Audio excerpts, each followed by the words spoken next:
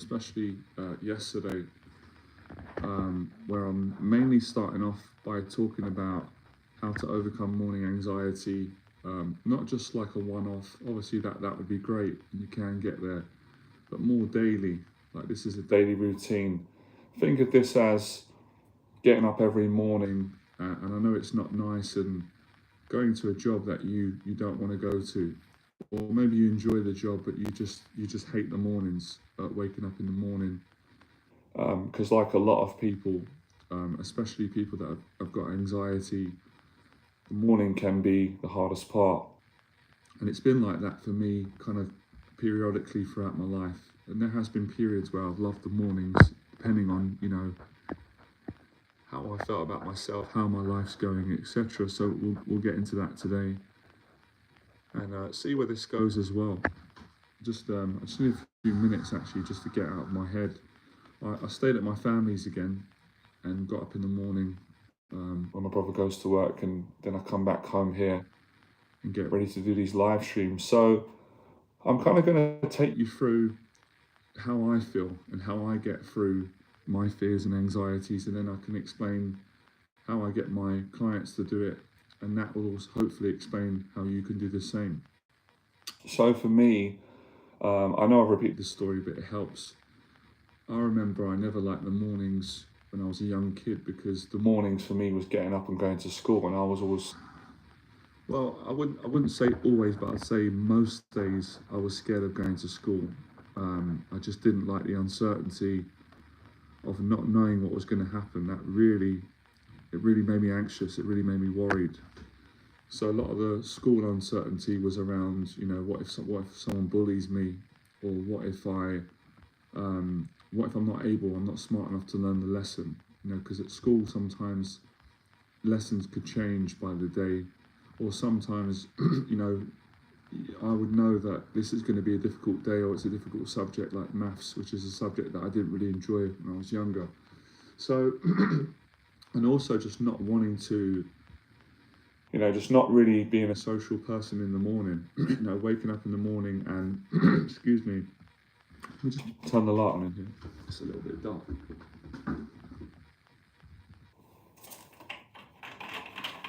That's better, isn't it? So for me, mornings, just being tired, waking up, and a lot of the exhaustion is the worry and the anxiety of how the day's going to go. So I recognise this pattern that I had, as I said, from when I was a young kid going to school, and I didn't quite understand what it was at that time. I didn't know it was anxiety. I just knew that I was nervous and I was scared about going to school, and getting embarrassed, or didn't really like being around big groups of people. Was always nervous and self-conscious about that. So that kind of represented the fear in the morning, and fearing. I remember when I'd go to sleep at night, I might feel good or the day went well, but I'd be thinking, oh, I really don't want the morning to come quick. Almost like I don't want it to go quick when I go to sleep, and it always felt like it did. So there's a whole story around, the mornings, and everyone's going to have their own story, and that was kind of my story from the start. But obviously, as time went on, you kind of toughen up. You have to. I had to. You get a bit stronger, but it still didn't end there, because when I left school and I, kind of went into the adult world, being a young adult, going to college and then getting a 9-to-5 job, the pattern continued, and it used to really just make me dread waking up in the morning and just really doubting. And like I said on the live stream yesterday, and I'm kind of generalizing in a good way, in that, as I've been an anxiety sufferer myself, and I've spent many of my years helping others, and I've overcame it, made progress, regressed, etc. It's this is a challenge that pretty much everyone has until they master it, which is my goal. One of my goals throughout this season, the kind of next coming days, to see how it goes, is to give people the tools that I've learned over the years, and especially in recent time, so you can really combat mornings and have strength. So I'm not saying that I'm not saying that I'm going to be able to take away all your anxiety. I mean, that usually happens organically, but I'm definitely going to help you to reduce it and face it and not be so fearful of it and get something really positive out of it. So I think that's a really good deal. So I'm not going to promise things that are maybe a bit unrealistic, but I'm also not going to I'm not going to dispute that you can overcome anxiety in the morning, because I've done it personally. And of course, it can come back when things go wrong in your life or when you've got other worries and concerns, but then you put things into practice again, if that makes sense. So, yeah, the morning for me represented confrontation, uncertainty, fears of not always feeling good enough, and fears of being perfect, and fears of having to always have good emotions. Because growing up as a kid, probably like most people, I was really, really addicted to good emotions, obviously, because when you feel good, and then you don't feel bad about yourself, and you don't feel frightened, and you don't feel uncertain, or at least I didn't. So good emotions kind of represented safety, love, connection, happiness, my mindset being in a completely different place, as opposed to when I felt bad, and my whole thought process being completely different, and my emotions when I was in a good place. So anytime that changed, as I said yesterday, and this is, you know what, it still feels like it's not light enough in here. Hold on a second.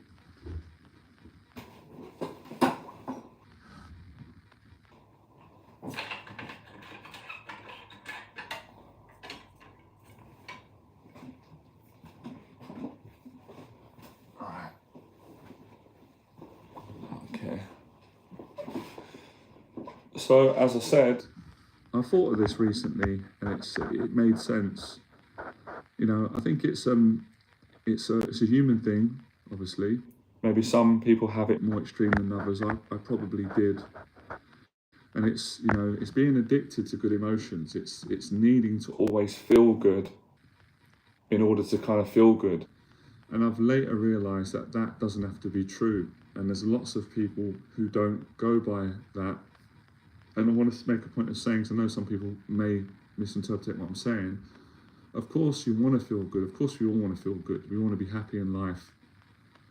Most of us, who wants to have loads of fear and anxiety? It kind of sucks. It's not very pleasant, but there is a danger in having that sort of mindset and telling yourself that you can't cope with uncertainty, or you can't handle any sort of negative energy or negative feelings or challenges. There's a huge danger in that. The obvious one is, well, eventually what are you going to do when something goes wrong? And at some point it will, for all of us, or challenges will happen. So it is important to understand the kind of difference between the two. And of course, we're not saying to purposely make yourself negative, make yourself anxious to prove a point that you're strong and you can handle it. Now, that's definitely not what I'm getting at, but it's more being able to survive and have that confidence and have that strength that if you do wake up in the morning and you do feel awful and terrible, which we can do, you're able to not let that defeat you, and you can get out of that. It doesn't have to be a permanent place. I just want to make sure that the question box is working. If one of you could comment, it should work. So as I said on yesterday's stream and the day before, it's not easy. It wasn't easy for me this morning, because it does feel like, I see it a little bit like being in the army, right? I've never been in the army, but it's like regimental. It's like you wake up in the morning, you get up, you do your routine, you do your chores, lunchtime, dinner, back to sleep, back up again. And it's kind of like that in this short segment of the day, waking up. And there is that conversation that we got to get past, which will say, oh no, not this again. Oh, I don't want to get up today. I already did this yesterday. Oh, I don't want to face the day today. Oh, it's going to be it's going to be horrible, these negative thoughts and emotions, or what if it's a really bad day, or what if I never feel good again, or, that's anxiety and, human nature. So it really is having the strength, just slowly but surely, to not let these programs, mental programs, defeat you and pull you in and get you to believe them. Because when you believe them and they grip you in, that's what can keep you in bed and keep you ruminating. And then you feel even worse, and then you get stuck in an even deeper rut. So it's basically, I gave this analogy yesterday. It's probably not the best one. I was mentoring my client yesterday. We did a really good Zoom mentoring session, and I said to him, when you're going through, when anyone's going through anxiety and depression, or quite a difficult time in their life, every single morning, it's really in their interest to break out of that prison, that temporary prison, which can feel permanent. So when you wake up in the morning and you feel that way, and you don't want to get up, and you believe that you can't handle it, the fears, the anxieties, the negative emotions, the stories in your head, that's when you want to practice, being comfortable, being uncomfortable, and getting up and out of bed. As soon as you get out of the bed physically, you've succeeded with the first part of the practice, of the behavioural practice. It doesn't matter how you feel, and often we can't stop intrusive thoughts and negative thoughts coming into our head. There's a certain part we've got no control over that, but we can control how we respond to negative thoughts and negative emotions and intrusive thoughts, which are much stronger than your regular negative thought patterns. So whether it's intrusive thoughts, negative emotions, worry, anxiety, those patterns that we've had or you've had for many years in your life that you might not be aware of, or you've got so used to them, you don't really realize that these are patterns that are not actually they're not based on, or a lot of them they're not factual. They're not actually the truth, if that makes sense. But they're just your, conditioning. Part of it is what everyone's got in their head. It's the same. People think, they can often think that, oh, I'm the only one who has these negative thoughts, or I'm the only one who feels this way in the morning, you're wrong. Everybody can feel that way, and everyone's got those thoughts, but it's just some people deal with it better than others. And some people have trained their mind for such a long time that they've kind of clicked it into more of a positive place, or they're very good at not buying into the negative programming. I remember Les Brown would always talk about that, and it would always fascinate me. He'd always say that, we've all got negative human programming, and that's no fault of our own. We're kind of born negative, at least a part of our brain which is actually to keep us alive. So it's kind of interesting. I've been learning a lot lately about the mindset and the brain and anxiety, more of the scientific part and my own experience with it, being that the negativity and the anxiety is all around protection. It's all around keeping you alive. But obviously, or maybe not obvious to some, it's overprotection. So the mind comes in and says it's not safe to get out of bed in the morning. It's dangerous to leave the house. It's dangerous basically to live your life. It's dangerous to be around your friends and family. That's kind of what it's getting at, even though these things are not true for the most part, and they don't have to be. Or it's dangerous to not feel good. So it's trying to keep you safe, but at the same time, if you buy into it all the time, it makes people manically depressed, and that's actually not safe. Because obviously, as we know, we spoke about yesterday, it can lead to suicide. It can lead to all sorts of things that people struggle with respectfully. Drug addiction, alcohol addiction, or being isolated, mental health problems. So at the same time, although yes, the mind and the brain have an important function in that there is a protective mechanism which has a certain amount of, it has a good service, but it's exaggerated. So we have to get the balance right, and it's almost like we have to take control of ourselves, because if we don't, then we're going to be living in a very depressed place and not really going to have any sort of quality of life. Even before we talk about things like if you want to be a better person, you want to be successful in life, help people, build a business, get a partner, make friends, or lose weight, all those things that can be wonderful in the right context. You're not even going to get to that point if you listen to your mind. And that's what was happening to me when I was younger at school. Now, of course, there is always a possibility of danger for anyone. That goes without saying. There's always a chance that something could happen, but we can't live like that, because we'll be living in fear every day.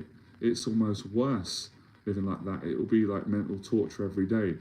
So I like to kind of break this down and kind of go in detail to give you an education on all the things that I've learned about the mind, about anxiety, about confidence, about discipline, about motivation, and a basic level of knowledge of the science, which probably most of you know, you've heard, but sometimes it's good to really, understand the science and make it work for you, understand why our brain does that.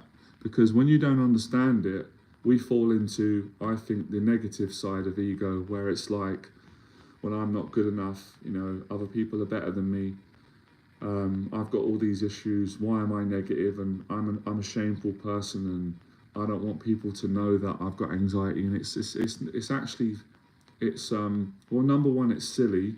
It's not fair. It's not true. Number two, that's not really the right way to go, because when you feel like that about yourself, it's like worrying that other people are gonna know that you've got these things, but they've got the same.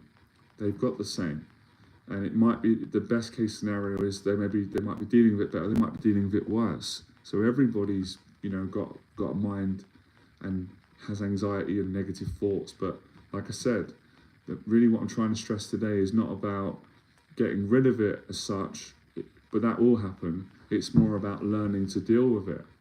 And if I can give a simple example, can any of you comment as well?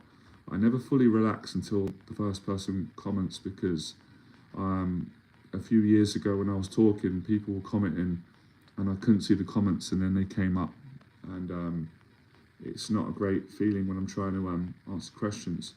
So basically what you're doing is, you're judging yourself for something that you shouldn't judge yourself for, and you're beating yourself up. Oh, good morning, brilliant, thank you. The live stream officially starts when the first comment starts. We'll get some questions in today, and we'll have a good chat. We'll see where it goes. So it's silly really, because people, and I did this years ago, and then until I learned more about life, I'll get to that in a second. Clients do it too as well.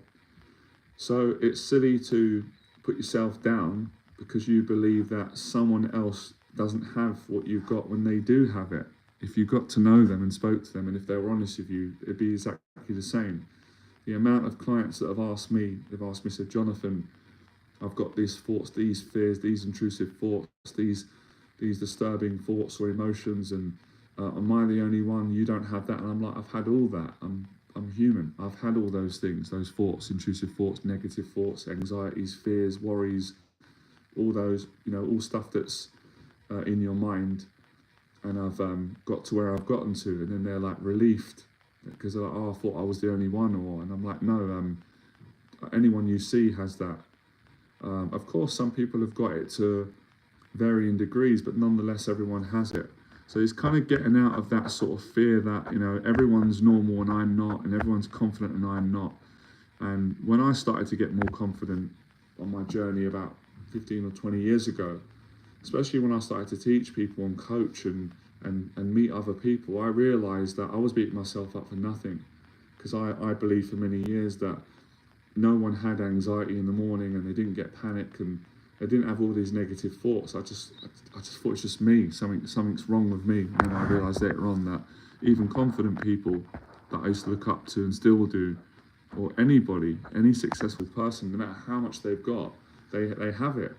They have it. It's just that they might deal with it better, or maybe they might hide it better, and then you think that they don't have it and they do. So it's all about quitting beating yourself up.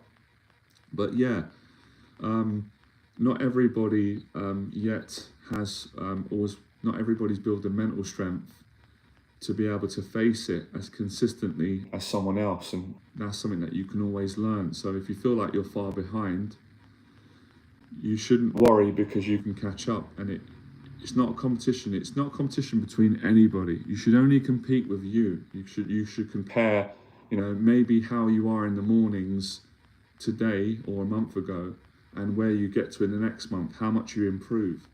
So like I'm trying to explain, this is sometimes where anxiety gets confusing. We'll get there.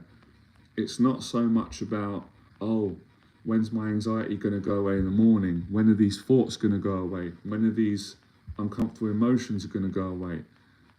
That's the human nature. But a better way would be, stop trying to get rid of the anxiety in the morning, and stop trying to obsessively get rid of negativity, and focus on doing. Focus on, taking the action, basically, which is why I said take action on your day. So that's where you're going to really grow as a person. Mentally, emotionally, and spiritually, you're going to grow, because if you're able to go to work or run a business or go for a run or go to the gym or get up in the morning and even force yourself to be social, because that's another thing we're going to get to in a second. That's hard for people. I struggled with it as well until I worked at it. If you can do that, then you're going to be, of course you're going to be a stronger version of yourself, because you're able to do things when you're going through, I guess, internal turmoil or stress. So you're basically able to move forward when you're feeling anxious. That's the ultimate testament of courage. It's dictionary definition. If you read about courage, courage is not having no fear.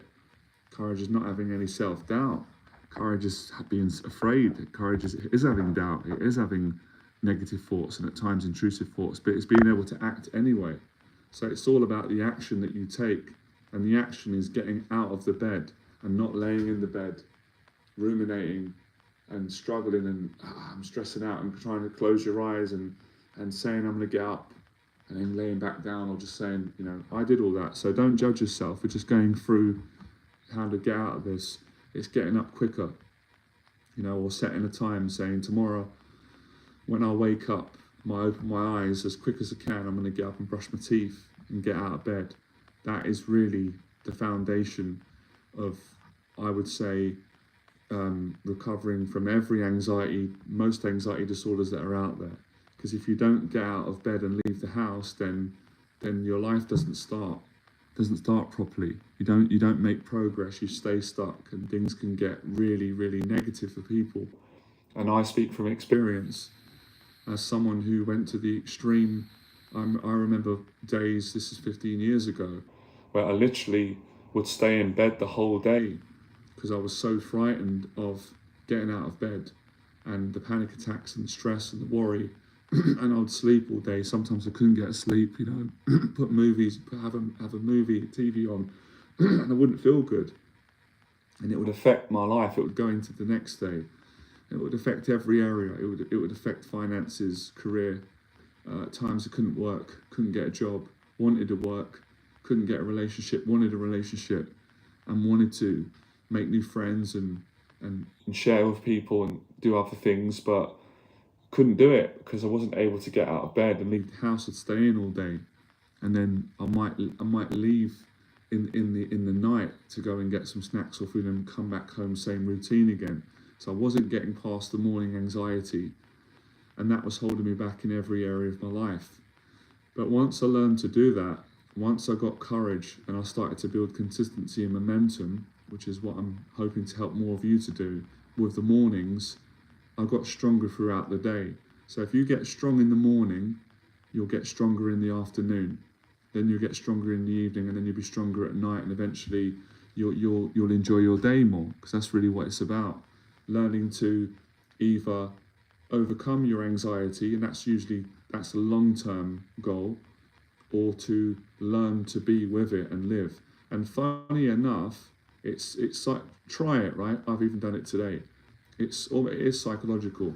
When you don't try and get rid of anxiety and fight it in a way where you're saying go away, or negative thoughts, what you'll notice will happen naturally. It might even just happen for a short time to begin with, and then it will be more consistent. The anxiety will go away. It's a bully. It basically works that way. If you get frightened of it and you plead and beg and want to get rid of it, it gets stronger.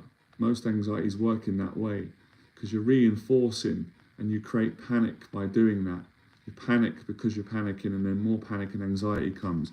So if you just give up on trying to get rid of it, give up on trying to force yourself to be positive, give up on trying to get rid and pull out these negative emotions, but focus on positive actions. You know, very similar to what they do in CBT, cognitive behavioral therapy, you know, changing your behaviors. And a lot of the behaviors, I'd say some of your behaviors or our behaviors need to change, but not all of them. Most of them need to be practiced. And I remember thinking this before. Good afternoon, Wolfie. Sorry, good morning. I remember thinking one of the worst or destructive patterns of anxiety and something that affects confidence is not doing anything. In the context of someone says, you know, someone's got anxiety and then they don't go to the gym or they don't do their tasks. They basically don't act. They don't behave because they're scared in that state, and they're scared that if I go to the gym, whilst I'm feeling anxious, I'm going to feel even more anxious, and I might lose control, and something bad's going to happen. I'm going to embarrass myself. It's uncertain, and that's one of the worst addictive patterns, and that pattern is also known as procrastination. So the behavioural response to that pattern is to get yourself, obviously within healthy reason, but to get yourself to do exposure. Another word. I've always liked that word, exposure therapy, but exposure therapy is really just about facing your fears. That's exactly what it means.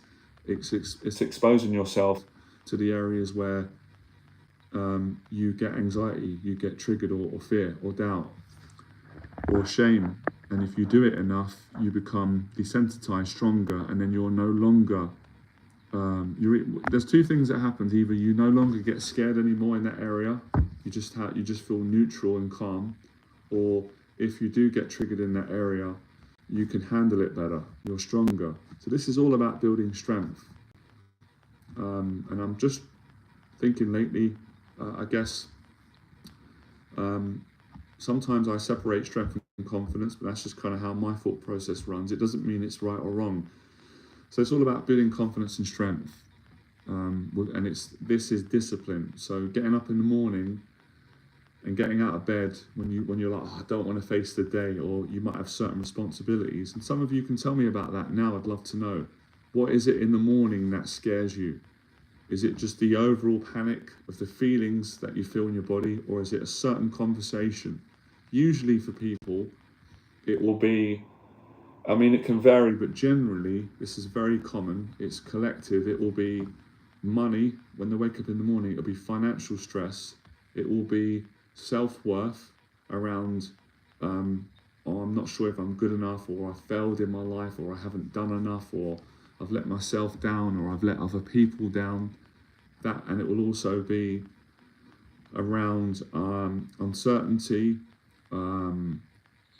relationships, friendships, lots of those fears. Health, there'll be health anxiety, a certain amount of worry about health, body image, the main areas of the human where people are vulnerable to those areas: money, relationships, love, self-esteem, a sense of achievement. I guess today for a lot of people it can also include social media, you know, anxiety about not being popular enough, or not having enough followers, or you know, or comparing to other people. So that conversation hits people in the morning, and that creates, if you're not aware of it and you don't know how to deal with it, it creates massive anxiety and disturbance to how you feel. It can kind of threaten your survival. Even though these things are not, then look, it can be real that you've got struggles in these areas, but it's not real to the level that your mind's saying it is. Like when you wake up in the morning, there's generally no danger. You're waking up in a bed and you're at home in a room or where you're sleeping. I know for some people that might be the case, and please God it's not. But generally, for most people it's not. but it's the mental fears, and it's thinking about the future and wanting certainty, which is something that no one can fully have in the way, especially in the way that your mind will want it.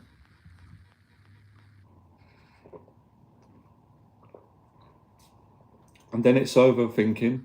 It's going back and forward of not being able to make decisions. When you wake up in the morning, shall I go to the gym? Should I work on my business? Shall I attend a meeting? Or should I leave it? Or should I go and study that course? Or you get stuck in the loop of indecision. And again, that contributes to this pattern in the morning or any time in the day, starting with the morning today. And then people can't make a decision because they're scared to make a decision, because they're scared of the consequences of making a decision, and then they get scared of being stuck, and then it becomes an addiction that you might not be aware of. So you wake up in the morning, you go over all the worries, the financial problems, the relationships, or things that are maybe even when things are going well, you're still worried that something might go wrong in your relationships, in your finances, in your business or your goals, your career or your education, whatever the case may be. Start worrying that, but what if something goes wrong? Or what if I have an argument in a relationship? Oh, I don't want that to happen. So you start going over all the what ifs, and there's always so many. It never ends in that place of anxiety, worry, rumination. And that's when people start feeling, oh no, I feel bad now. Well, of course you're going to feel even worse because you're going over and over negative thoughts, and then you're trying to change them, and then often that doesn't work for people, and then people say, well, it should be working, why can't I get myself to be positive? This person online said it's all about positivity, thinking positive, which there is truth in that, definitely, but sometimes forcing positivity doesn't work. It actually makes you more negative, because you're forcing something which really has to come. It can be learned, don't get me wrong, but often it has to come naturally. If you force yourself too much to be positive, you will not feel positive. You'll feel the opposite. If you force yourself to be funny, you probably won't be able to laugh. If you force yourself to feel perfect in the morning, you're going to feel terrible. So it's taking the pressure off, but you can work at being more positive, but not in a way where there's so much pressure. You can do that daily. I do it. You can say, well, let me not believe that the morning has to be bad before I go to sleep. Let's actually believe that I could feel good in the morning, and that can work, don't get me wrong. But we're getting things in the right balance. We're not taking things to the extreme, which a lot of people do, especially people, good people like yourself, who are more prone to being anxious and uncertain and sensitive and empaths. They've got a tendency to really force things, and in forcing things, it just disturbs your whole system. It makes you even feel worse. So acceptance is probably even more powerful. Going, look, I want to be positive. Of course you want to feel good. Of course you want to wake up in the morning feeling good, looking forward to the day. Of course you want those things. But if you force those things too aggressively, it's not going to happen lightly. You'll be more negative, more fearful, and then you probably won't take the action. You'll procrastinate, you'll self-sabotage or distract.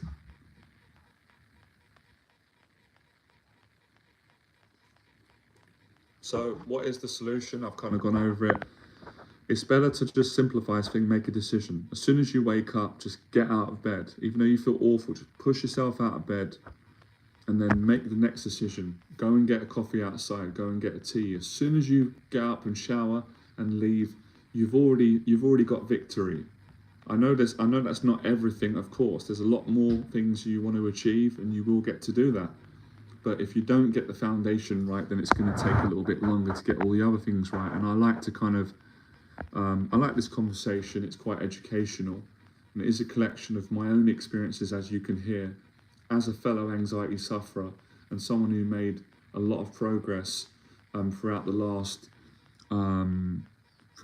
throughout the last 20 years. It's been exactly that. I kind of really started my journey on and off at the tender age of 20 years of age, and then I stopped and started, and then it really kind of started, I got a lot more involved in all this area of building confidence, facing anxiety. As a lot of you know, when I really had a bad time in my early to mid 20s, when I got suicidal thoughts, panic attacks, and I heard Les Brown, and his stuff really resonated with me, and it was fantastic. So it's a combination of my own experiences, what I've learned from Les Brown, mentors, family, friends, and from, you know, being a coach, coaching for over a decade, mentoring people from all walks of life, amazing, all around the world, and also doing some study as well, reading some books, going online, watching podcasts, listening to doctors. So just getting really good sources of information from all great sources, but actually applying it and getting results. So obviously, I didn't just read books and, you know, have people tell me these things and not go out and live it. I went out and practiced these things for 20 years, and it's still going, still working at it. Please get any questions, and if you've got any, I'm happy to answer them or share your thoughts. So yeah, you know, it's a great approach. Again, it's simplifying it, and I know I'm going over this a lot, but I think I need to, and then we'll move on in a second. So winning in the morning, you know, the winning mindset of being able to do this. And like I said, it may sound, there may be some contradiction, although it's not contradictory in what I'm saying, because I'm going back and forward, but the process will explain it. So, like I said, try not to make it your goal to not feel bad in the morning, and try not to make it your main goal to not have anxiety in the morning and to not have negative thoughts, because it will come. It will come. If you say, please don't come, it's like a bully. I've been going to with my therapist. So I remember growing up in school, generally, the psychology of a bully. So when I got bullied, I saw other people getting bullied. If I said, please leave me, please have mercy on me, generally the opposite would happen. They'll bully me even more. They'll take more lunch money. You know, they'd hit me more, you know, verbally abuse me more, because I was showing so much weakness and fear and saying, please don't do that, which is understandable, right? It's a decent human thing to do. It bullying's not right. It's nasty. But the more I pleaded, the worse the bullying got. But when I just said, actually, now I'm not going to plead anymore. I'm going to stand up for myself, and I'm going to stop the bullying. I'm going to answer back. And if they hit me, I'm going to fight back. I'm going to use self-defense, or I'm going to tell the teachers, or I'm going to tell my dad, or get it reported. And that's what I did, and that's what stopped the bullying. So the same way with anxiety and negative thoughts, if you plead with it to go away, it generally don't. It gets stronger. But if you say, okay, stay there then, I don't really care then, but you're not going to ruin my life.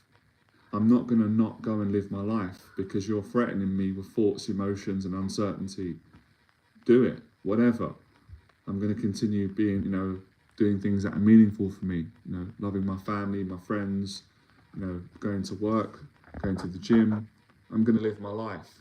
You can stay then. You be there, stay there, whatever you say, I'm not going to believe it. You can call me all sorts of negative names and all sorts of fearful emotions that you're going to generate in my body, and you're going to put a lot of doubt in me. But I'm going to continue on.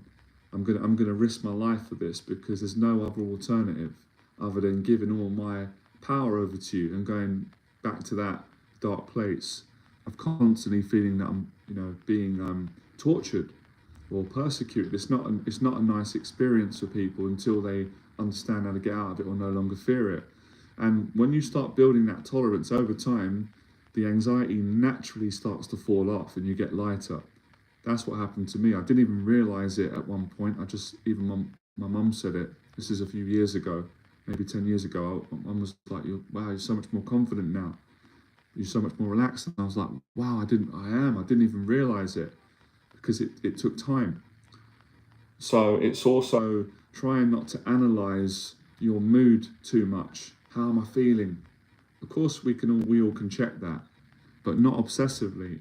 So it's understanding the patterns that are destructive and the patterns that are positive. Most of these patterns are, not all of them, but most of them, some of them are behavioral, Some of them are obviously mental compulsions, mentally scanning to check, how am I feeling, how am I doing, when's these feelings going to go away. When you start saying that, it's like they're going to stay forever. They're never going to stay forever, right? So I'm not trying to scare people, but it can feel that way.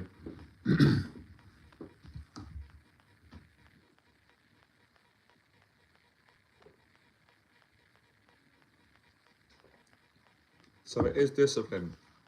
And I think it's the same as if you run a marathon, you're not going to feel good emotions throughout the whole marathon. No way, impossible. Well, let's say nothing's impossible, right? But it's unlikely most people. And I guess someone that's been doing it for years, but you're not. You're going to go through trials and tribulations.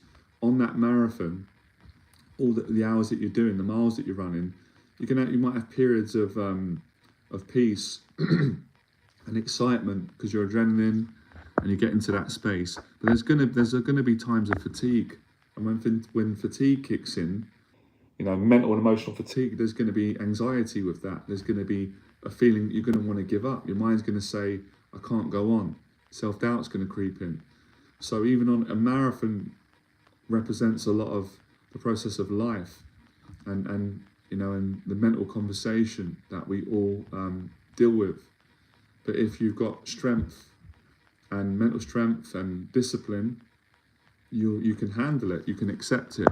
And I don't know if enjoy is the right word. I don't know if it's a case where I would say that anybody enjoys feeling frightened, or anybody enjoys feeling discomfort, or anybody really enjoys feeling negative. I wouldn't say that, but I could definitely say people can tolerate it. They can build a stronger tolerance, and they can really thrive and live in that place because they've been there so many times and they've gotten used to it.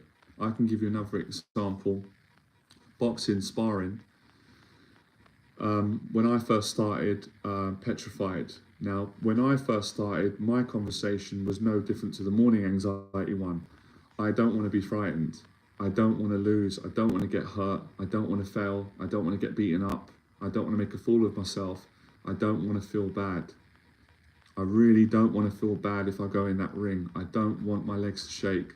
I don't want to get nervous in my face. I don't want to start having the mental fears. I don't want adrenaline. I don't want fight or flight. Kept saying these things. What happened? I got all those things 100 times stronger because I talked myself into making things worse by saying I shouldn't have anxiety. I'm scared, I'm a coward. The other person doesn't have it. There's something wrong with me. There was nothing wrong with me, I'm human. And the other person did have anxiety, it's normal. They managed it better. I didn't manage it well at the start because I didn't know how to. I didn't know these things until I had to go through it and learn it. So I get tired quick and feel sick, not enjoy it, and convince myself that I don't enjoy boxing. I'm never ever going to enjoy this because it doesn't feel nice, it feels terrifying. But of course, with time, I got more experience and I learned that no matter what I was going to say, no matter what I was going to do, no matter how much positivity I was going to say, I was going to feel fear when I stepped underneath those ropes. And that was something that I had to be great with. I had to come to some sort of acceptance and learn how to survive, how to box, how to eventually have joy, connection, kind of get present and it feel like a dream where it feels good. And that's what started to happen. It took time though. I had glimpses where I was like, wow, I did quite well there. I was frightened, my legs were shaking, but I got a couple of shots in. I took a couple of shots. I had moments of feeling quite relaxed. And that's something that I had to learn. And again, it can sound contradictory because someone could say, well, how can a person relax when they're terrified, when they're in a threatening situation, like a boxing ring, or like getting up in the morning when you're having panic? You can. Anyone can learn it. Now, this is to inspire more of you.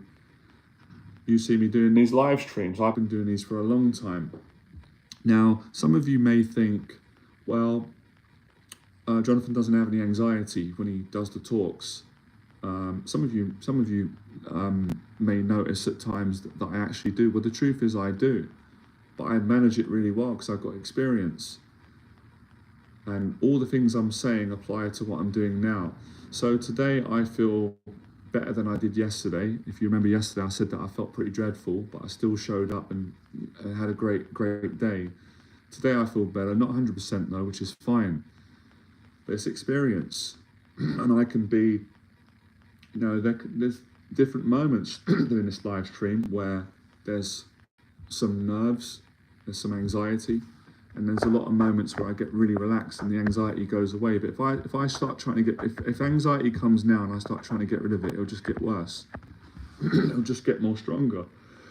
If I get negative thoughts in my head and I start saying I shouldn't have them, because I'm on the live stream and I'm a teacher and I help people to be confident and positive, and that makes me bad, it makes me ashamed, it's going to get worse. If I just say, if I just accept it, say it's normal, and focus on the positives, and good self-esteem is saying that, well, I'm awesome, and you're awesome, we're all awesome. I'm awesome because I showed up and I'm helping people, and this takes courage. Not easy, on a good day it's easy. When things are not challenging me, I'm going through a challenging time in my life right now. Many of my clients are, I'm helping them, many of you are, but I've showed up. And I'm doing the talk and I'm sitting through different feelings. And maybe some of you can tell, maybe you can't. I'm sharing it with you to help you. There's a lot of relaxation in me as well, because I'm doing all the things that I'm encouraging all of you to do. Not trying to get rid of feelings and emotions and thoughts, but just letting them be there, being aware of them, and focusing on living and moving forward. And if they fall off, great, they fall off naturally. And peace comes as a result. So I like to go over these things, and it's so fascinating how you can make something that can be quite complicated, which is obviously the human mind and anxiety and thoughts and emotions and thinking and patterns. And then you can boil it down to simple things, which is taking action, regardless of how you feel. So in the last 20 years, right up until today, it hasn't stopped the lesson that I've been undergoing myself, and I'm really excited to get to teach it to other people that want my help or ask for it, or that I can help.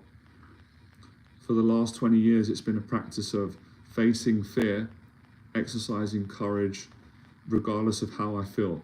And that can change from the hour to the day. So sometimes I feel brilliant and calm and confident and secure and peaceful, and then I take action. Other times scared, uncertain, insecure, down, depressed, demotivated, overwhelmed, a bit confused, all those things, but still show up. So boxing was the same. I learnt the same in the boxing. And then through time, you don't expect it, you don't aim for it, although it's nice. You go in the ring and you're like, I can't believe it, I weren't nervous today. I felt so excited. I didn't have any fear. I just felt so confident. How did this happen? Well, because of experience, practice, because of doing exposure therapy, because of taking action, because of consistency, and because of changing the mindset. Changing the mindset from, I shouldn't have anxiety, I don't like it, I want to get rid of it, I shouldn't have negative thoughts, I shouldn't be moody, I shouldn't feel that I can't be social. Changing that from I shouldn't, I don't want, what if, to acceptance, and in the mindset of, bring it on. Another way of explaining, or just going, I'm going to focus on the discipline of what I need to do. I'm not going to focus so much on what's going on in my body or my mind. That will figure itself out naturally without me trying to come in and engineer and control. And that's it. A lot of this, if not all of it, is about control for everybody, of course. When we get scared, we want to control our safety. So waking up in the morning and having anxiety and worry until you get more experience, there's also a feeling of, I'm out of control and it scares me. And we all have that fear. Everybody does, me included. But of course, some people are better at dealing with it than others. And for those people that might be listening that hear that conversation is negative, that, oh, I'm one of the people that are no good. No, don't say that. You can learn. It's not a competition between you or anyone. It's obviously improving yourself. So fear of being out of control. It was the same in every area. Public speaking, the same. When I first started my public speaking journey, public speaking was my biggest fear growing up. Other than getting in the ocean with great white sharks, which is a fear that don't really want to face anytime soon, but you never know.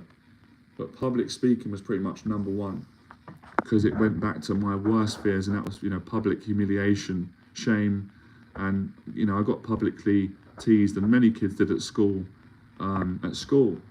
So the fear of a lot of people seeing me get nervous and awkward, frightened, scared me to death. So when I thought about doing public speaking, it was like, well, I'm only going to do it when I'm confident. I'm not going to get up on stage or talk in front of a group of people when I'm anxious. I don't want to. It's bad. It's wrong mindset. I had to unlearn that mindset, and actually, it was the opposite. I had to throw myself in the deep end and get up on stage and speak when I was terrified, and let everybody see, or I couldn't hide it anyway, that I was nervous, and that's totally fine. You're not bad. That's the process of learning. And when I realized that from doing it, learning the hard way, I got motivated to not give up on public speaking, the same as the boxing, the sparring, the same with getting up in the morning, facing the morning anxiety. And I went through it, and the first sort of 5 to 10 public talks are done. They weren't very good, although I was very brave. I had the courage. I was nervous. I was stressed. It was very heavy. I was fighting my mind more than focusing on the talk. But I got really good. I couldn't believe it. I couldn't recognize myself. And when that happened to me, I couldn't wait to start helping other people, because I knew that all of you could do it. That you could get confident in life. You could overcome your anxieties, and you could learn to manage it. In all different situations, whether it was in the boxing ring or in life, in business, in relationships, on a date, on a job interview. It doesn't matter. It's the same principle. It's just learning to apply it in different areas that I've gone over today, and even more areas. I was about to say great white sharks, but I've not actually tested that out. I'm sure it would work though. The same principle of learning wouldn't be easy, but learning not to panic when you're in the water and there is a shark there, because if you started to panic and go and get anxious and try, it would eat you. I'm sure there would be more chance that it would come for you, because they prey on that, sharks. They prey on fear, on panic, on movement, breathing. So it would be in your interest to at least have a better shot of surviving, to be as calm as you can, and to accept the fear and not start trying to get rid of it, and that would make you calmer.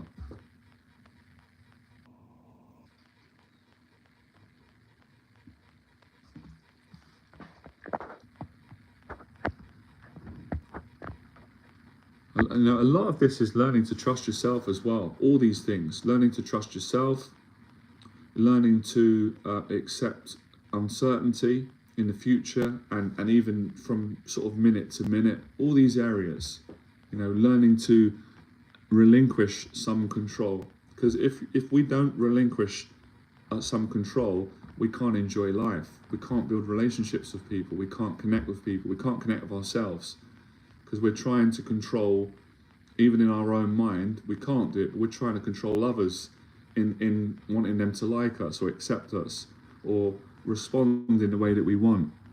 And you can't do that. And that's not the right way to go about things. Obviously, people don't like that, and it doesn't work out that way. So it is sort of having a practice every day at learning to get better at dealing with feeling out of control or uncertainty and all these different feelings and emotions.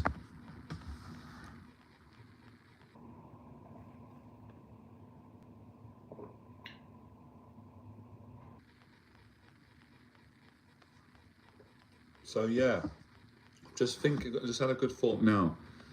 The belief system needs to change. And the belief system which is outdated and not helpful is, this is the belief system, and the belief comes from believing the anxiety, intrusive thoughts, negative thoughts, all originate from anxiety. This is the belief system.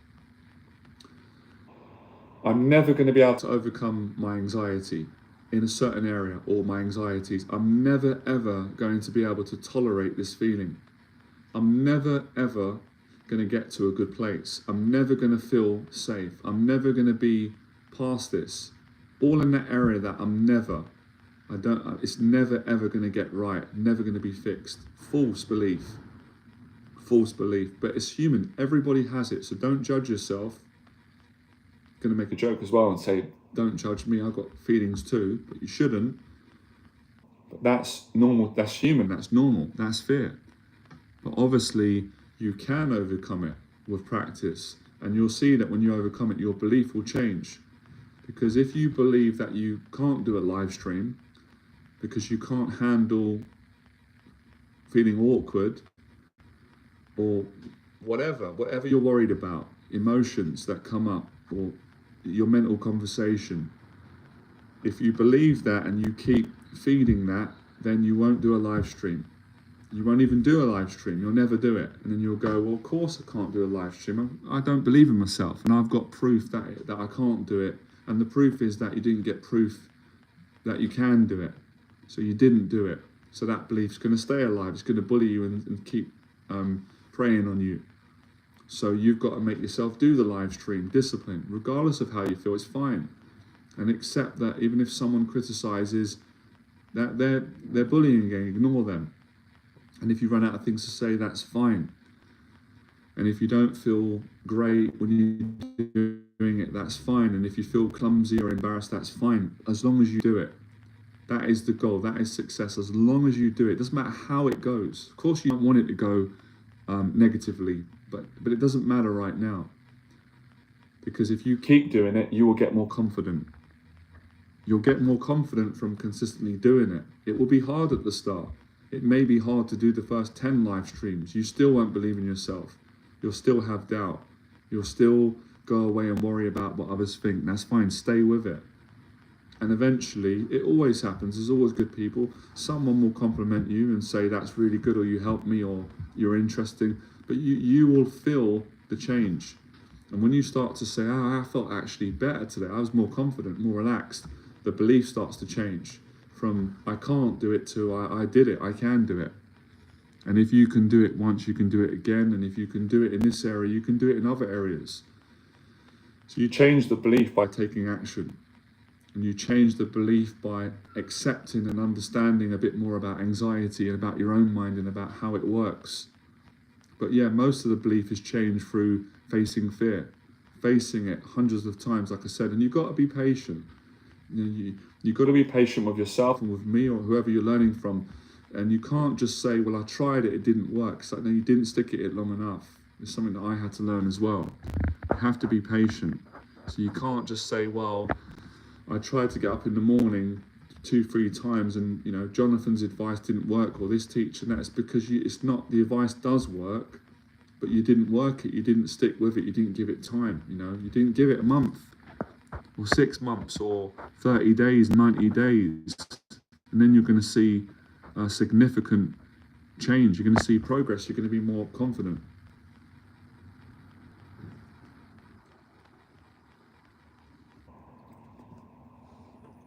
So the actual, if I can explain it, simplifies it, the actual movement, the behavioral therapy for overcoming anxiety, healing anxiety, recovering, or accepting it when it's there and you can't get rid of it, is action. Waking up out of bed, getting up, that's action. Fears of public speaking, doing the talk, action. Communicating, standing up, going to the event, whether it's an online or in person. I think in person is definitely the best, no doubt. It's action. When you've got fears of getting on the telephone in your business and making a sales call, or calling the bank, or calling your landlord, or calling the tax people to pay a bill, or dispute a letter, whatever the case may be, or to phone a friend. When you've got anxieties of going on the phone and you're scared and you're worried, and you think you can't do it, and you don't feel, you do it. You take the action. You take the action. I know it's not easy, but you take the action regardless of how you feel. And that's how you get confident. That's how you get better. And you accept, oh, when you go on the phone, yeah, you probably will. It's fine. You're probably going to get a bit tongue-tied and awkward. It happened to me loads of times. And it can still happen on a stressful day, but you just persevere through it. You know, people understand it. They're human. We've all been there. Or you may get on the phone and you may feel, when you're on the phone, you're also worrying about other things in your life. That's quite common when you're in these episodes, but you just accept it. You do the best you can. You come off the phone, you give yourself a pat on the back. You try not to beat yourself up, and then you get on the phone again. You be consistent, and over time, you won't feel the way that you did when you first got on the phone. You'll be more confident, more relaxed, and if there is anxiety, you won't mind. You'll handle it better. So that's what will happen if you stick to this process in any area. Like I said, that's why I love it. It's so simple, but it is difficult to do for everyone, especially consistently. And obviously there's certain areas which are a bit more challenging depending on your own anxiety triggers and areas that you give certain meanings to. So some people that do public speaking every month have got very good at that, at facing that fear, but they may not be good at having intimate relationships one-on-one. They might be very frightened of that because of the fear of intimacy and the fear of being hurt and the fear of shame, etc. So someone may be very good at intimate relationships or one-on-one, connecting one-on-one and opening up, but they might be very frightened of public speaking. So we've all got strengths and weaknesses in different areas of our life.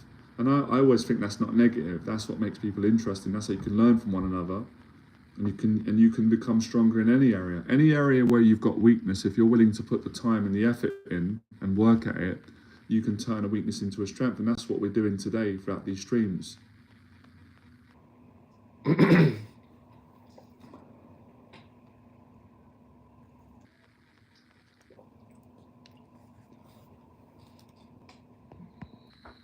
So I find it lately, for me, guys and girls, I don't know how you feel about it, but I've really enjoyed learning, connecting and listening to other teachers who teach quite similar and some slightly different to what I teach, but they work in the same area. You know, they help people to build confidence, anxiety management or recovery, mindset, therapy. There's similar parallels with all of them.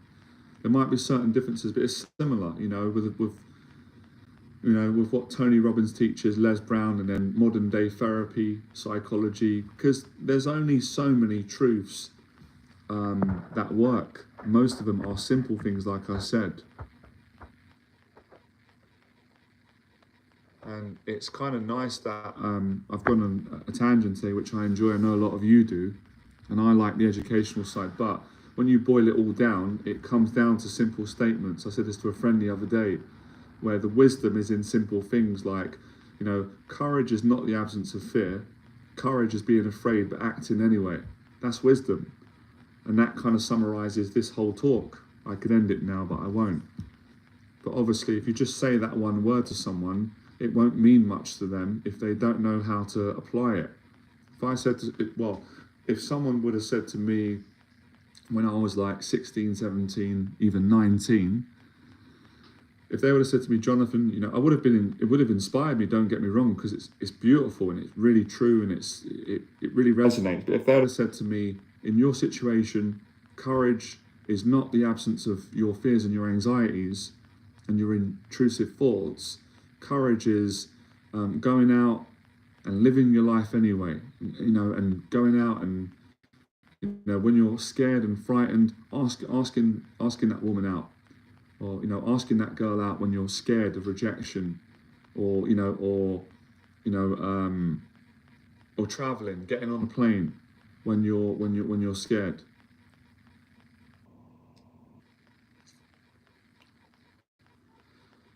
Smart dude. Yeah, sure, man. I'll give you some advice. What is it? Go for it. I'll do the best I can. If I don't have it, then I'll say that I ain't. But go for it. Ask me. So if someone would have said that to me, I would have liked what they've said, and I would have had some understanding, but it wouldn't have meant much to me because I still would have been not able to do it because I was that frightened. I was frightened of life, of living, frightened of getting out of bed, and frightened of people, and frightened of everything: education, money, relationships, intimacy, activities. I had real issues with anxiety, mental health, and low self-esteem. But now that totally resonates because 20 years experience. So it's applying these things. But it's also, I've got to remind people, it's not comparing yourself to me or others, and it's going one step at a time. Because obviously, people know generally they've got the right information, which is great, and they know what they need to do, which is brilliant. But it's not always easy for people because knowing what you need to do, wanting to do it, but actually doing it is two entirely or three entirely different things, because it's scary at the start for someone to make themselves do something that is also at times painful and unpleasant. So this is something that someone has to do gradually, slowly, intelligently, at a pace that they can handle, and they've got to build that tolerance of being able to face fear and anxiety in whatever area of life that it shows up in, until they can build more confidence. Smart Dude says, how can I be more motivated to do exercise and be healthy? I'm pretty lazy. I always feel anxious about what others think of me. I don't know how long you've been on this live stream, Smart Dude, but I actually covered that question a few minutes ago. I'll quickly go over it again. So I'd say the first step is well done for having the courage to admit your fear and the belief that you've got. And I'm gonna get you to challenge that for a second in a kind way. So you want to be motivated to do exercise and be healthy. That's brilliant, right? That's the positive part. That's your goal. But the negative belief, you've told yourself that you're pretty lazy, and you always feel anxious, and you worry about what people think of you, which I understand. So it's changing that and accepting it. What if I said to you that there's nothing wrong with you for being pretty lazy and feeling anxious and worrying about what people think? I'd encourage you to go to the gym anyway. And don't try to be motivated, because if you try too hard to be motivated, you won't be motivated. And if I try to motivate you, it's not going to work. So let's work on acceptance. Motivation will come later. The confidence will come later for you. And the whole label that you've given yourself, which I don't agree on, but I understand it, you're human. Again, it's back to anxiety. The belief that I'm pretty lazy will start to change to, no, I'm not lazy.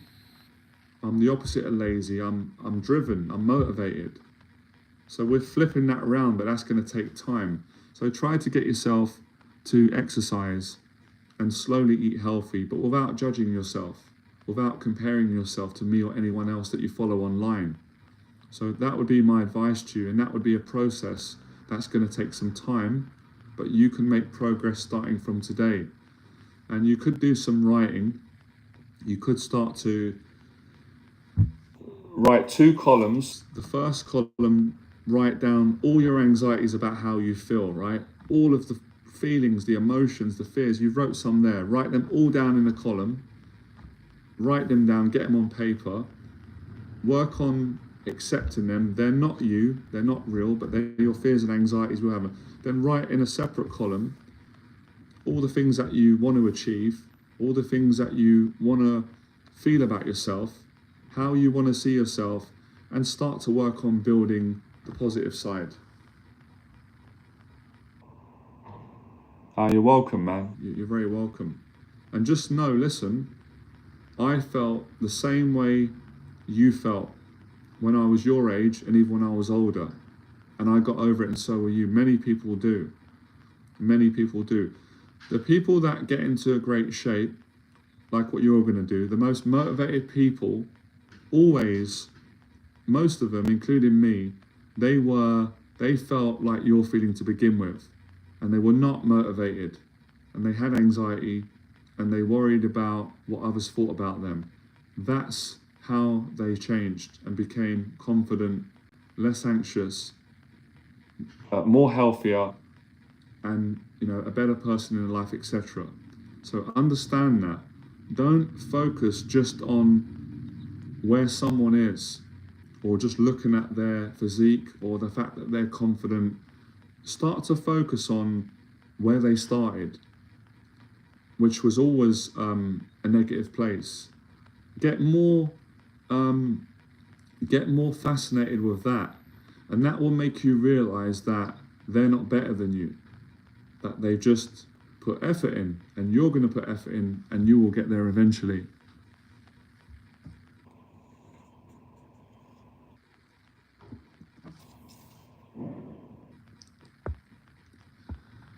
If any of you are enjoying this live stream, I'd recommend it would be great if you could subscribe. That would really help me to grow this community. Like, share, subscribe, and let me know how you found the streams. I don't know how all of you are finding them. YouTube's changing all the time, but I just appreciate that you have found the channel. You come on today, and because without all of you, I can't. The live stream, we have no live stream, so everybody makes this. Really helpful, and I really enjoy it. You're welcome, man. You're welcome. Have a great day.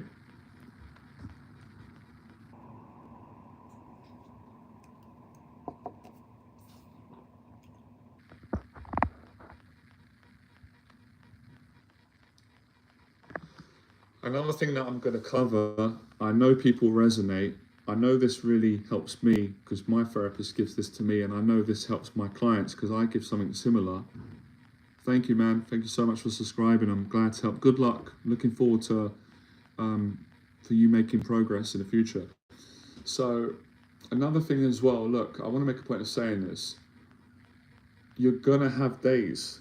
Me too. I get them. We're going to have days where we're all going to fail. We're all going to fail. We're not going to get out of bed. We're not going to go to the gym. We're gonna get depressed. We're gonna get down. It's gonna happen. Here's the good news. Stay with me. Even with all of the teachings that I give you, or what you're learning from others or yourself, we're gonna have bad days in the office. But know that we all have bad days. The England team have bad days. They have good times. Sports people. We're all human.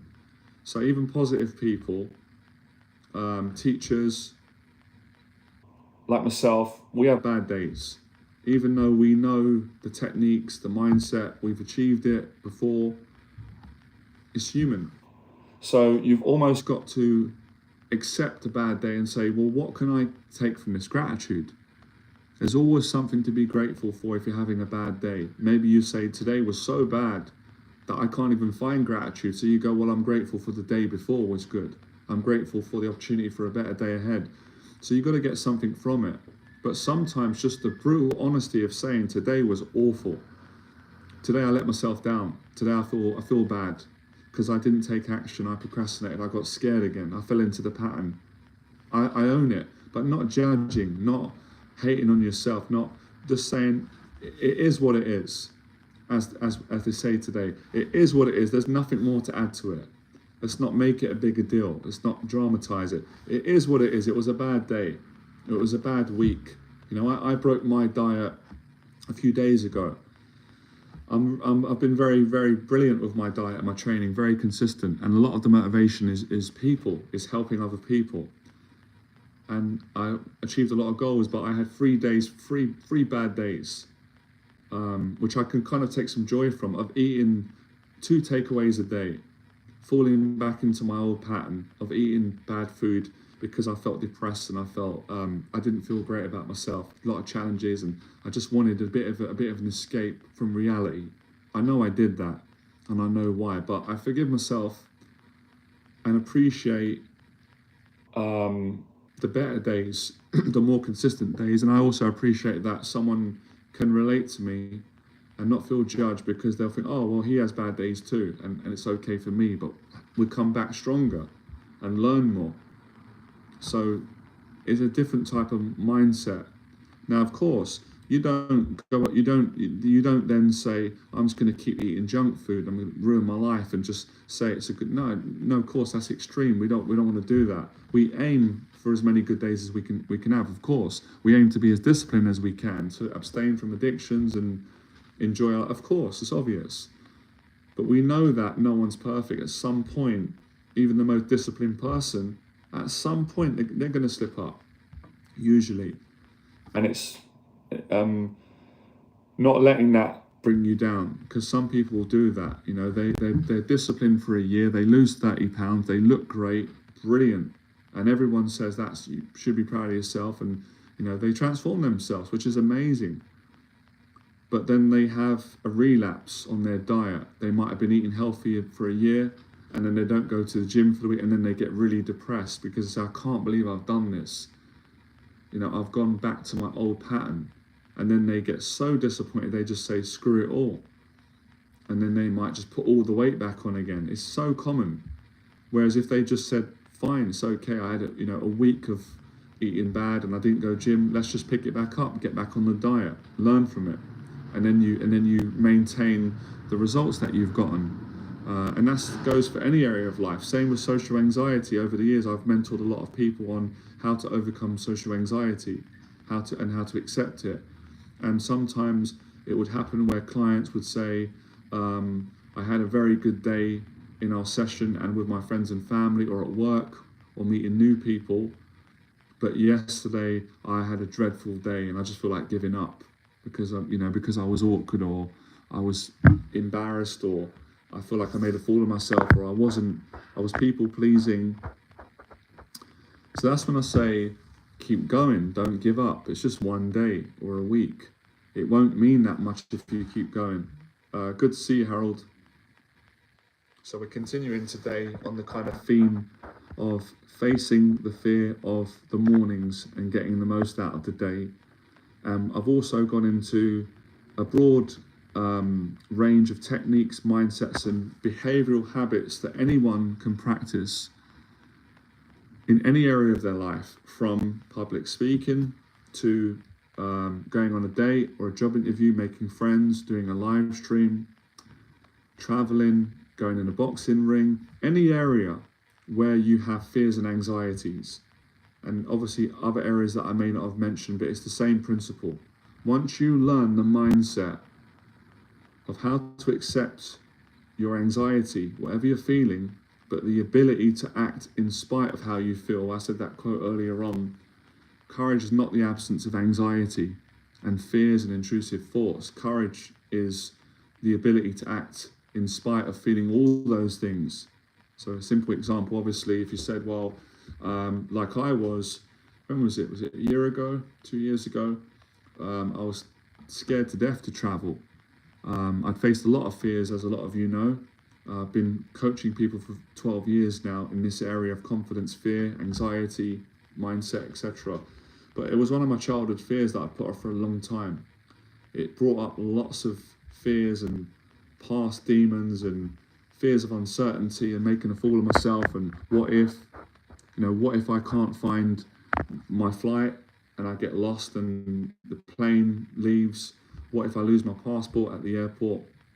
What if I have a panic attack? What if I get on the wrong seat on the plane and it upsets someone and I make, it's embarrassing, everyone laughs? Or what if I go to another country and I can't speak the language, or I get lost, or my money gets stolen? All those different types of fears. So I decided, you know what, I'm just going to go and do it. I had a friend I was meeting and I did it, and it changed my life. And the first time I traveled on my own, I had a lot of fear, but I was excited. And I had doubts about successfully making the trip. I wasn't sure I was going to be able to do it, but through that I did it. And then the second time I went, I was a lot more confident.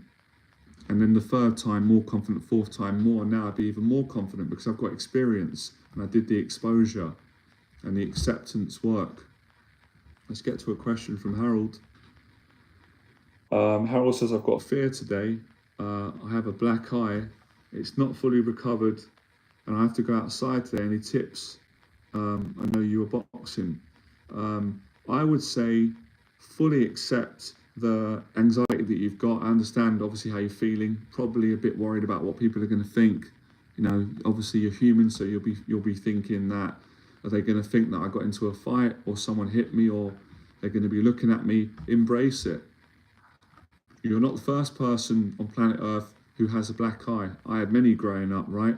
None of you can give me a black eye because I'm on this live stream. You can't get to me, but and I understand. Look, and I mean this well as well. My mum gave this advice. See if it works for you. It may not, but if you're that anxious, I get it. I've got them over there. Put some sunglasses on, and go out. If it's too stressful for you to go out in public because you've got a black eye until it recovers, or embrace it, use it as an opportunity to grow, and go out and just try to don't fight it. Don't fight the intrusion of thoughts and emotions when you start to think, oh, what are people thinking about me? They're just going to think, oh, that man's got a black eye. Move on. They're worried about their bills. They've got their own life. So I would say that I'll probably give you a lot of confidence today. And I would also say, I don't know what your life routine is, but focus on something that is meaningful for you today. You know, do something that you're going to feel, oh, I'm glad I've done that. You know, that would be my advice. Anything more you want to add, you can, because we're on the stream now. I think I speak for not only anxiety sufferers, but people in general. It's the pressure that we put on ourselves that causes most of the mental and emotional pain, human suffering. We already have pressure anyway.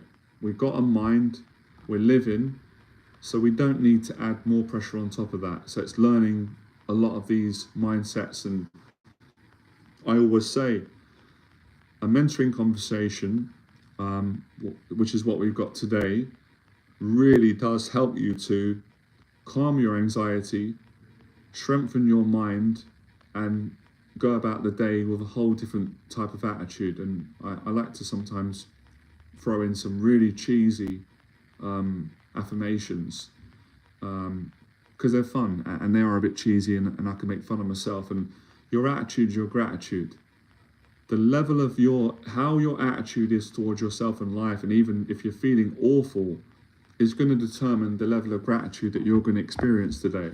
So that's something I try to explain for all of you. I'm going through a challenging time in my life right now, but the gratitude levels are very high because I learned through life, my own experiences and other people teaching me and helping me and teaching others.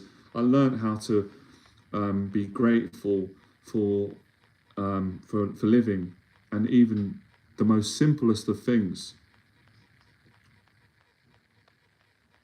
That's a great idea. I think that's a great idea. I encourage you to do that, Harold. I'd be happy if you did that. Yeah, go to the barbers. You know, I go to the barbers usually. They're lovely people. You know, usually the Turkish people they're very friendly. Yeah. You might even feel, look, try this. Only if it works for you. This has worked for me. You might even feel better. I don't know what your relationship is like with your barber, but you might even feel better about talking about it. You know, I've said it before. Look, listen to this. I'm glad that you brought this up. Actually, it's funny that you mentioned the barbers, because when I was going through really bad anxiety when I was younger, I was afraid to go to the barbers. I was scared of people. I was just nervous.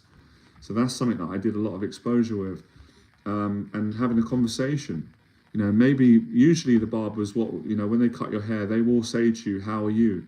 And then you might want to say, "Oh, you might want to say, I'm a bit embarrassed about my black eye. I've got this black eye. It's, and then you feel better after. Usually people will understand.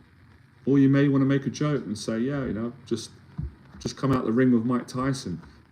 It's just making light of it. Or you may feel that you want to do what you feel is right.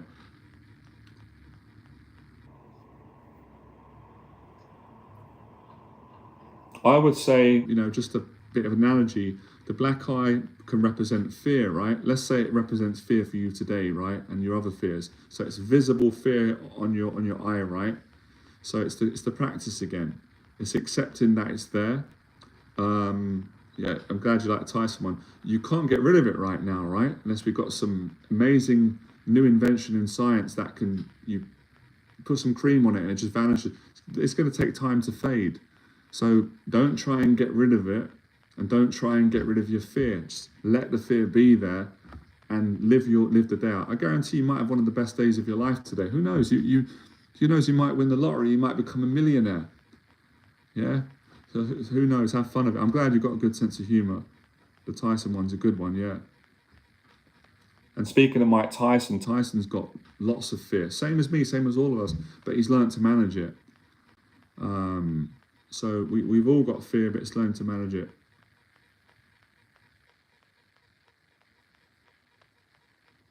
Yeah, the cream's probably definitely worked, and black eyes go quite quick, to be honest. When they first come out, and they look worse than they are, but they will fade. I'm surprised one of my clients hasn't given me a black eye yet. It must be difficult for them. It must be hard for them to have to hear me saying the same old, boring, monotonous stories on how to overcome fear, how to build confidence. I don't blame them. Probably put me out of my misery if one of them do. But yeah, I had loads of black eyes growing up as a kid, especially in the boxing gym. I remember actually a sparring session, I never forgot it, with a guy, Ollie. He beat the crap out of me. He was older than me. And he gave me, busted my nose, and he gave me 2 black eyes. And I remember going back on the train feeling, at the time, I wouldn't feel now, but I was embarrassed. Because obviously getting on a London train from South London back to West London, and everyone visibly seeing that I had I was in bad shape. But I remember just thinking, in a polite way, screw it, sod it.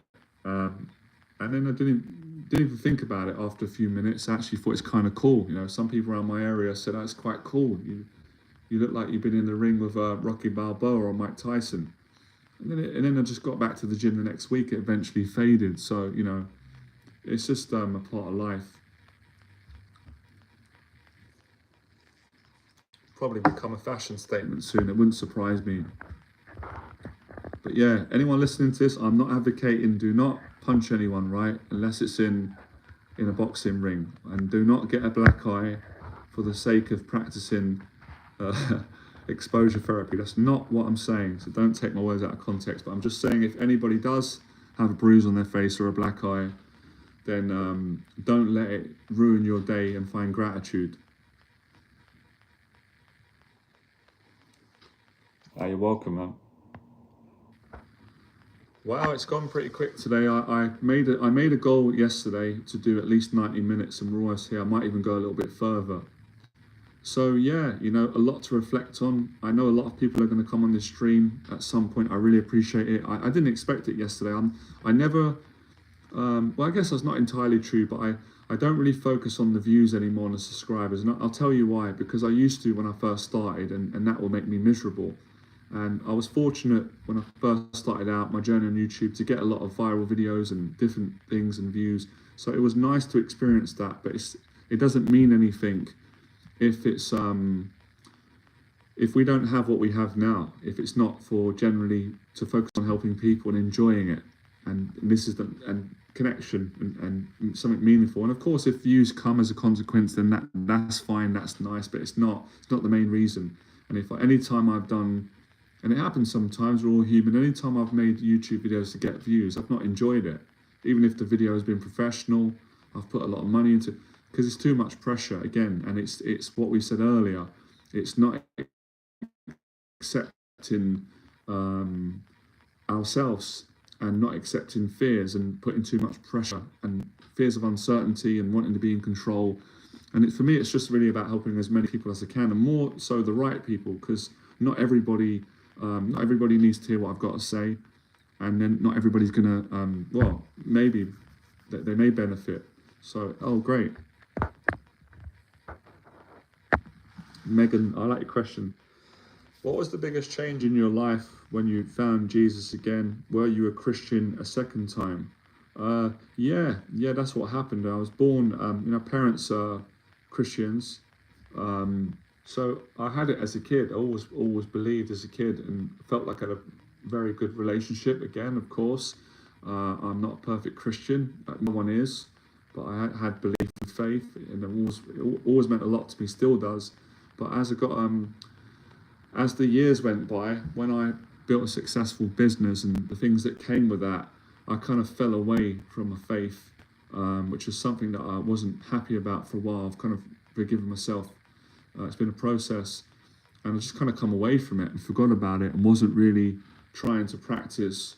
I was still trying to be a good person as I am, but I wasn't really, I weren't really, I felt like I just forgot about it, fell away from it, and went on kind of got confused in life, and I was going different directions and looking for answers, searching for deeper meanings because I got quite I kind of got depressed and bored with the whole success, making money, being popular.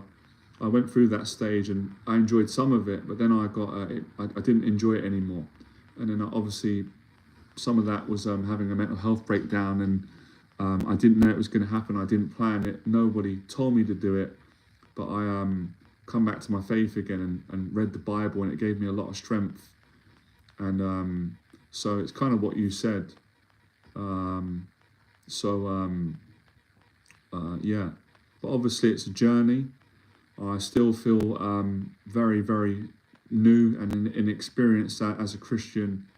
I think it's always learning, so it's something that I don't have a lot of control over a lot of it, and I control the things that I can control, and keep my faith as an important part of my life, etc. But also for me, respecting other people's faiths and beliefs, because I respect people. I've got their choice what they believe in. I've got friends from different backgrounds and clients of different faiths. So for me, I'm pretty easygoing. As long as no one forces their stuff on me, I don't force my stuff on others. And as you've asked me, I'll tell you. No, I was Christian as a child. I was born into it, baptized. To be honest, I don't remember reading much of the Bible growing up, but I remember learning about Jesus and the stories at school, and praying a lot. I prayed a lot, and my nan was a believer, my mum, my dad, my parents were quite easygoing Christians. They weren't forceful with me, which is good. They didn't force me to go to church, things like that. But we went to church, did Holy Communion, baptized, and weddings, and at school I went to a Catholic school, so it was part of learning at school and singing the hymns. So I enjoyed a lot of that. So the foundation was kind of built at school, parents, church. But obviously, well, maybe not obvious to all of you, later on when I left school, faith wasn't really, in my time, it wasn't really compulsory, in the sense that when I went to secondary school, if I remember rightly, it wasn't as faith-based as it was as primary school. It wasn't. So I just kind of I guess I got distracted, which can happen. But yeah, I read more of the Bible of recent. In the last, I'd say the last sort of 6 years on and off, I've read it. And so yeah, thanks for asking.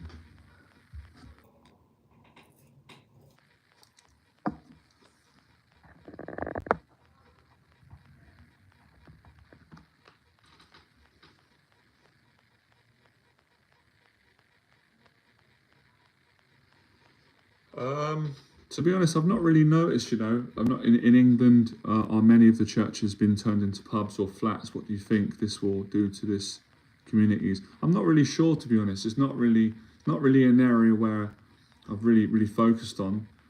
There's loads of churches in England, loads. So many of them, some beautiful ones. So yeah, I can't really speak on that. I don't really notice that.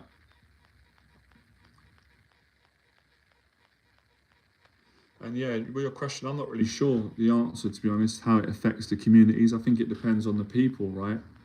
Depends on the church, depends on it really comes down to the people, and I can't really speak for the people because I don't know everyone, and obviously it's going to be based on, everyone's going to have their own opinion on how they feel. So I appreciate the question, but yeah, can't really answer that any more than what I've said. So yeah, so and I hope you're well, by the way. So moving forward, it's all these things take time and practice. It's a daily practice.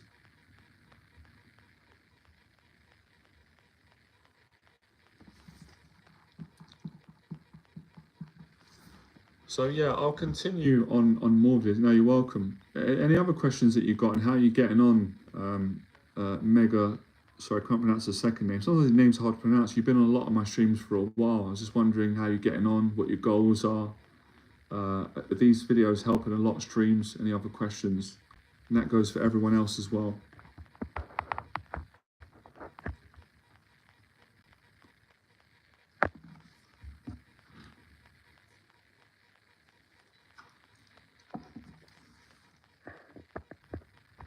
I've also touched on, I did a stream or a couple of streams a few weeks ago, and I'm going to continue to say it. It's really important for people not to isolate for long periods of time. That's not good. That's a common pattern. I mean, that's a human pattern anyway, but especially I see it with clients and I help them to get out of that. And it's a pattern that I've got as well, and I'm good at getting myself out of that. So, of course, at times where you're going to be on your own, you've got to learn to be on your own, but you don't want to spend unhealthy amounts of time on your own, which is why it's good to be around family, friends, community, go to the gym, get out the house, go to work, your business, make your life as social as you can. And then that's when you enjoy your life more. And I always say, really, it's people that build people up, and it's people that can bring people down. So my whole journey so far, and also the journey of everyone that I've met along my journey, including all of you, you can't succeed and build confidence without people. I'm drinking mint tea. It's finished now. Um, so it's really I like to, because I know sometimes the mindset of people, especially when you're in a strong anxious mindset, the mindset is, um, you know, I've got to do this all on my own, which pretty much is impossible for most people, anyone. You need help, you need support, and other people need you as well. Even if you feel that they don't, they do. So it's important to have help and support. And I always include of help and support. I'm not just including from a therapist or a mentor like myself or a coach or a teacher. That is important. Yes, there's very, very valuable in investing in a course or a session or a program or a live stream. But support in general, support is friendships. When you have friends and you enjoy each other's company and conversations, there's already support happening. So support doesn't always have to be in a way of a therapist talking about your issues, or giving you support, or giving you certain teachings, which is fine. Support can come through connection anyway, something that naturally happens that you don't have to get in the way of, or manipulate, or engineer. It's just a consequence of having good friendships and connections. And the same as coming on a live stream. And if you've got a combination of all those things, then you're going to get some great results. So, support is this. This is community. You can connect with like-minded people. You never know. You might make you don't know.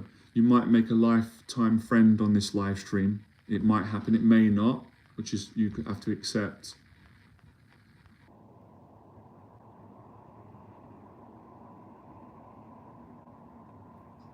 Oh, let me read your thing. Sorry, I don't use my. That's all right. No, yeah, that's okay. A lot of people don't. I got lots of hate from it, as I have a very unusual name. That's not nice, people. You find just security. I'm good. Bad days with my mother mostly. Bad due to my sister's death. Oh man. I'm so sorry about your sister, man. Oh boy. Sorry, man. Yeah, I'm doing pretty good. Yeah, it's difficult going through some challenges in my life at the moment, but I'm grateful to be making the best of it. So I appreciate you asking me, and I'm sorry about your sister, man, and I'm glad that you're able to tell me about that, and you got support from your mum. It's all I can do is say I'm very sorry. Prayers go out. I know how you are. I know how you're feeling. I lost a friend a year ago, so I'm glad that you got some support, man. It's not an easy thing. And this is something that we all go through in life, and it's difficult. And that's why it is good to have support from people, especially when you go through these things that are very, very difficult.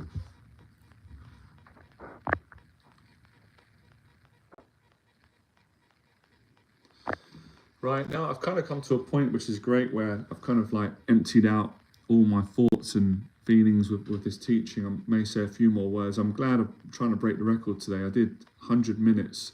I wanted to do 90, so got past that. We've had a great stream again. I'm going to try and do these every day. It may not always be possible because I have other with clients, and I want to take on more clients soon. Just to let you know as well, if any of you want to book a mentoring session, I do mentorship. You can start off just by doing an hour, and you're not obligated to do anything long. If you need an hour call, if you want to book a paid session online, we can get on a call. I can give you some help and support you need. Help you with your goals, confidence, all the sort of things that I talk about on this channel. If any of you are also interested, you've been following me for a while, you might be thinking about a longer term program, I do that as well. The best way to start is by sending me an email, and then I can get back and see if I can work with you. I generally try and help everyone, but generally it's never usually possible that I can coach everyone, because not everyone is going to be right for my mentorship, and I won't be right for everyone either. It's not personal, but I will say that you would find someone that's right for you, because we kind of have to have some connection and understanding, and I need to know that I can help you to make progress and it feels right for you. So I will say to all of you out there, don't lose hope. If you are looking for a therapist or a teacher like myself and you haven't found the right one yet, keep going, because you will find the right person out there. And I know it's important for people. It was important for me when I got therapy, that I had to find someone that I felt comfortable with, that I trusted, and also that what they were giving me was working, which it is. So getting help is really important, and just letting you know I've got that service, because sometimes people, they say, oh, I didn't know that you did coaching, and I've been doing it for 12 years now. And sometimes people are new on the channel, they don't know how the sessions go or what I offer, what the benefits are. So yeah, drop me an email and I'll get back to you, and we'll go from there. A couple of other takeaway thoughts are, the daily routine is really important. I've covered that on the video, because once you get out of bed, which is great, you really want to, go at the day and enjoy it. You want to have activities to do. That will really help you, and it's actually a healthy distraction. So you can design the day and say, look, when I get up in the morning, I'm going to go to the gym. That's going to kind of set me up for the day. And then when the gym finishes, you might say, I'm going to go meet a friend, or I'm going to work on my business or work or essay. And then you kind of got things to look forward to throughout the day, and that gives you confidence, and you enjoy the day more, and you've got less overthinking. And all the things I'm saying will all play a part in getting over anxiety. Getting up earlier, learning to tolerate anxiety, having a structure in your life, having support, not being on your own all the time, exercising. These are all simple things that make up a good life for anybody. But as I said, be patient with yourself, because I am, because it's not easy for all of us. It's a daily, I was going to say what the Americans say, it's a daily grind. It's a daily challenge for everyone. Even when you're in a good place and you're anxiety free, every day presents new opportunities and it presents challenges. So we can only do this one day at a time, and that's what I practice. And that way it calms your mind down from thinking too much about the future, the next thing, the next month, the next year. So it's daily discipline. Any final questions? Oh, nice one, Timmy. Was you on the stream or you just come on? How are you getting on, Timmy? How are you? Appreciate your support. Yeah, thank you for all of you coming on. And again, any questions that you got, let me know about videos you want me to make, or inquiries about mentorship, or challenges that you're going through. I'll do the best I can to help for the next live stream, or any ideas about what you'd like me to talk about on the next live stream, because we're kind of doing a theme at the moment. I won't stay on this theme forever, obviously, because it will get a bit boring and monotonous, but for now it's working, and I will change it up and cover different topics to keep things fun, keep you motivated. My goal is to help more people to get better control over their anxiety, build more confidence, enjoy their life more, and keep things simple. And anything outside of that is a bonus. But if you can get that, then everything's possible. If you can get into a better place mentally and emotionally, which is the continued vision for me on this platform with my business and what I'm doing, and also in my own personal life, to continue to work on these things as well. Any final questions? Final takeaway before we head off?